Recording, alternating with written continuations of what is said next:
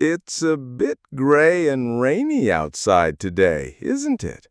I feel like doing something fun indoors. Do you have any ideas, Speaker 2? I was thinking the same thing. It's the perfect kind of day to stay inside and be cozy. How about we try some baking or cooking? I have a great Austrian recipe book that my grandmother gave me. That sounds like a wonderful idea. I'm not a professional chef, but I can follow instructions. What should we make? Maybe some Apfelstrudel? Apfelstrudel is delicious, but the dough can be very difficult to make from scratch. How about we try something a little easier, but just as traditional? Let's make Kaiserschmarrn. Kaiserschmarrn. I love that. It's that fluffy, shredded pancake, right? I've eaten it many times at ski huts, but I have never tried to make it myself. Is it difficult? The recipe says it is quite simple if you follow the steps carefully. It's a lot of fun to make, especially the part at the end. I'll get the recipe. Are you ready for a culinary adventure? Absolutely. Let's do it. I'm ready to be your assistant chef. Where do we begin? Okay, I have the recipe right here on my tablet. The first thing we need to do is check the ingredients. We should make sure we have everything before we start. Good thinking. There is nothing worse than starting a recipe and realizing you're missing something important. So, what do we need? Please read the list for me. Of course.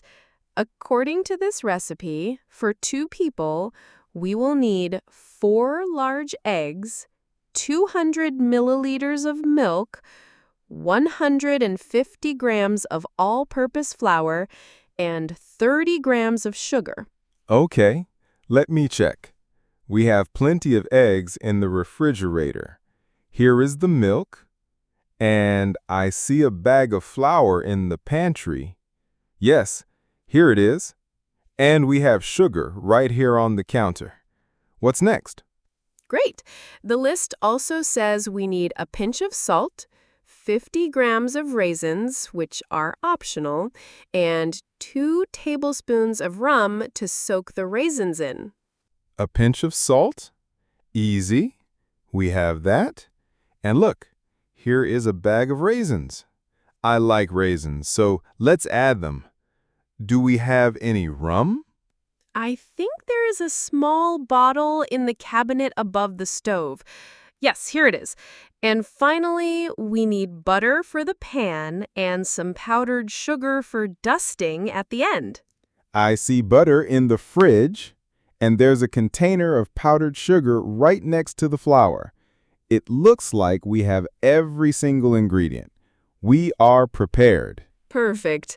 Having all the ingredients is the first step. The next step is to gather all of our kitchen equipment.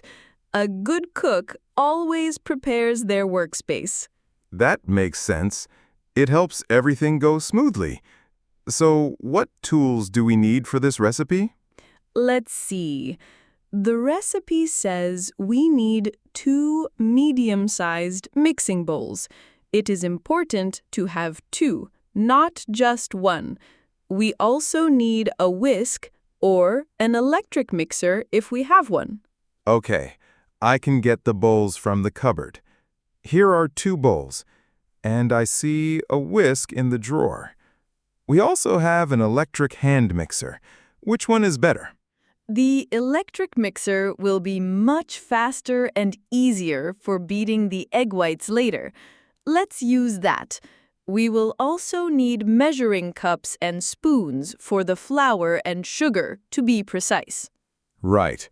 Accuracy is important in baking. Here are the measuring cups and spoons. What else?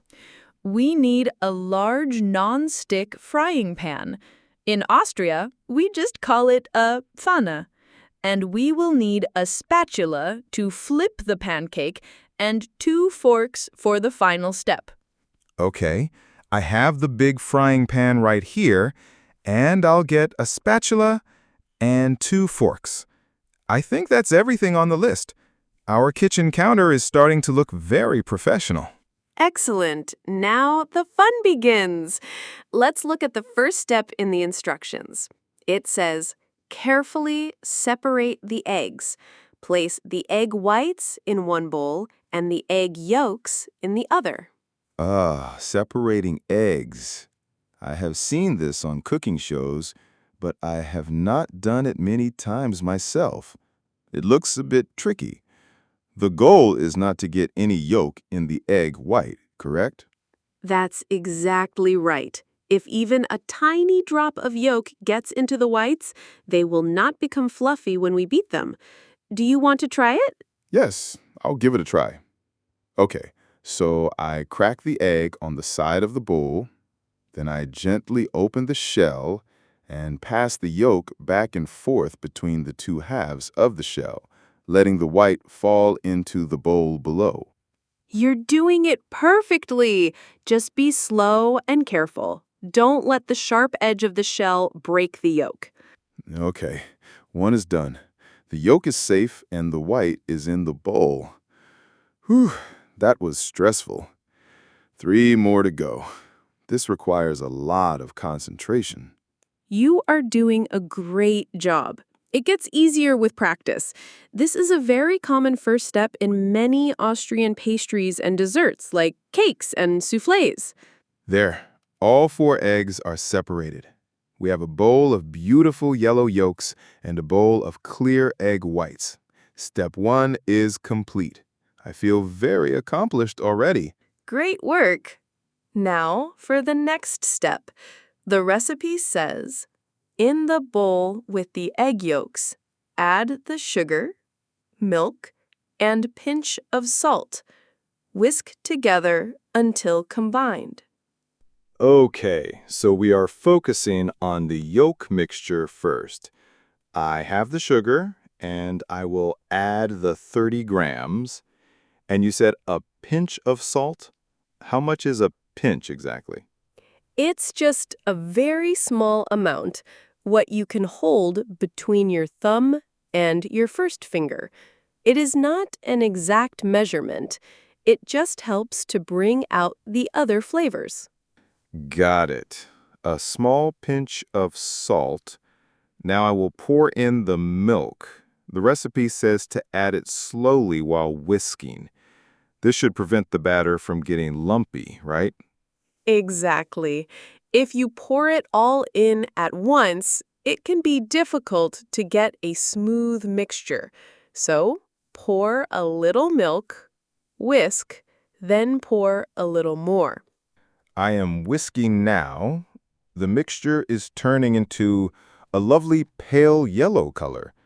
It looks very smooth. I think the yolks, sugar, salt, and milk are all combined now. Perfect. The next instruction is gradually add the flour to the mixture, whisking continuously until you have a smooth, thick batter. Okay, so the same idea as the milk. Add the flour bit by bit. This will make sure there are no clumps of dry flour in our batter. I'm adding the last of the flour now and giving it a final whisk. Look, it's a beautiful, smooth batter. That looks perfect, Speaker 1. Now we can set that bowl aside for a moment. It is time for a very important step, beating the egg whites. This is what will make the Kaiserschmarrn light and fluffy. This is where we use the electric mixer, right? I'm glad we are not using the hand whisk for this part. My arm would get very tired. You are right about that. It takes a long time by hand. Okay, so take the bowl with the 4 egg whites. We need to beat them until they form stiff peaks. Stiff peaks? What does that mean? How will I know when they're ready? It means that when you lift the beaters of the mixer out of the egg whites, the little points that form on the top will stand up straight. They won't flop over. At first, the whites will be foamy. Then they will get thicker and shinier. Okay, I am starting the mixer on a low speed. Wow, they are already getting foamy and full of bubbles. Now I'll increase the speed. They're getting much thicker and whiter. Keep going. You are almost there. Can you see how they are starting to look like white clouds? They are holding their shape more. Yes, let me stop the mixer and check. I'm lifting the beaters out. Look, the peaks are standing straight up. They're not falling over at all. We have stiff peaks. Fantastic! You did it perfectly. They look like beautiful, shiny snow. Now we have to be very gentle with them in the next step. They look amazing. I can't believe that clear liquid turned into this big, white, fluffy cloud. So, what is our next move, Chef? Our next move is to combine this beautiful, fluffy cloud with our batter. The recipe says take about 1/3 of the beaten egg whites and stir it into the yolk and flour batter. Okay, just 1/3 to start. Why not all of it? And it says to stir it, not fold it? That's right. This first third is to lighten the heavy batter. It makes it easier to fold in the rest of the egg whites without losing all the air we just created. So you can be a little less gentle with this first part. I see. So, I am stirring in the first portion of egg whites now.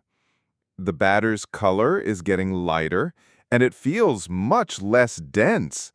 That's a clever technique. Now for the important part. The recipe says gently fold in the remaining egg whites. The word fold is key.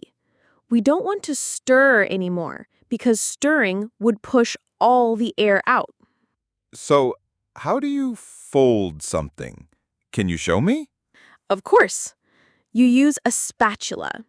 You cut down through the middle of the mixture to the bottom of the bowl. Then you scrape along the bottom and bring the batter from the bottom up and over the top. You turn the bowl a little and repeat. It's a very gentle motion. Down, across, up, and over. I see. I will do that now. It feels like I am tucking the egg whites into the batter. This is the final mixture. It looks so airy and light. Should we add the rum-soaked raisins now? Yes, now is the perfect time. Just gently fold them in. Our batter is officially ready for the pan. I am getting excited now. We are so close to the finish line. What does the recipe say to do next? The next step is to cook our amazing batter. It says, place a large nonstick pan over medium-high heat. Add a generous knob of butter and let it melt and foam. Okay, the pan is on the stove. I'm turning the heat to medium-high. What is a generous knob of butter? Is that a specific measurement? It's another one of those cooking phrases. It just means a good-sized piece, maybe about a tablespoon or so. We want enough to coat the bottom of the pan and give the Kaiserschmarrn a rich flavor. I am adding the butter now. It is melting and sizzling. The kitchen is starting to smell wonderful. There is nothing like the smell of melting butter. I agree. Now, the recipe says, pour the entire batter into the hot pan and spread it out evenly. Here it goes. I am pouring the batter in. It's making a gentle sizzling sound as it hits the hot butter. I'm spreading it out so it's one big, thick pancake. Now what? Now we let it cook. It says, cook for about 3 to 5 minutes until the bottom is golden brown and set. We should not touch it too much. We need to let it form a nice crust on the bottom. It's hard to resist, but I will be patient. I can see the edges starting to look cooked. How will we know when the bottom is golden brown? Should I lift a corner to check? Yes, in a minute or two, you can gently lift one edge with the spatula and take a quick look. It's almost time for the most exciting part. Okay, I peeked underneath. The bottom is a beautiful golden brown color. It looks perfect. Does this mean it's time to flip the whole giant pancake over? That seems impossible.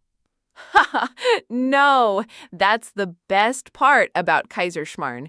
You don't need to flip it perfectly. The recipe says, quote, using 2 forks or a spatula, cut the pancake into quarters in the pan. Then flip each quarter over, unquote.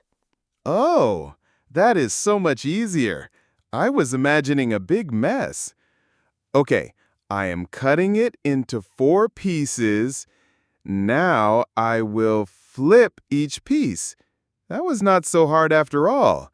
The other side is now facing down. Exactly. Now we let that side cook for another few minutes until it is also light brown. And now for the most fun step of all. I'm ready. What is it? The recipe says, quote, using 2 forks, begin to tear the pancake quarters into small bite-sized pieces inside the pan. This is why it is called Schmarrn, which basically means mess or mishmash in German. So we are supposed to make a mess? I can do that.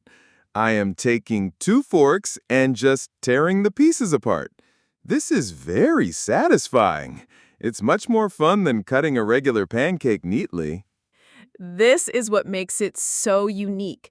Now, the recipe says to sprinkle a little more sugar over the pieces and toss them around in the pan for a minute so the sugar caramelizes slightly.